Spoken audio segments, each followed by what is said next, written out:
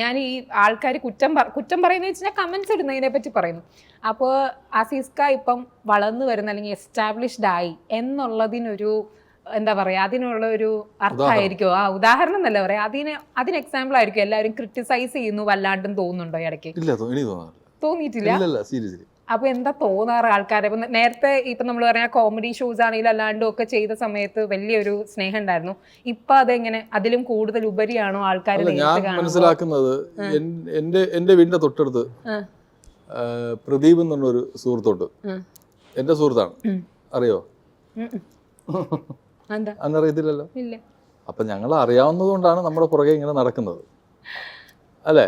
ജനങ്ങൾ, നമ്മളെ പ്രേക്ഷകർക്കല്ല, പല മീഡിയക്കാർക്കും നമ്മൾ അറിയാവുന്നത് കൊണ്ടാണ് നമ്മളെ പുറകെ ഇങ്ങനെ നടക്കുന്നത്. അപ്പൊ എന്റെ കൂട്ടുകാരൻ പ്രദീപിനെ ആർക്കും അറിയത്തില്ലല്ലോ, അവന്റെ പുറകെ ആരും നടക്കുന്നില്ലല്ലോ.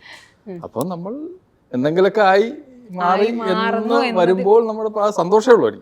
അതാ ഞാൻ ചോദിച്ചു വന്നത്, ആയി മാറുന്നു എന്നുള്ളതിന്റെ തെളിവായിട്ടാണോ ആളുകൾ അങ്ങനെ പോയിന്റ് ഔട്ട് ചെയ്യുന്നതെന്ന് ചോദിച്ചതാ.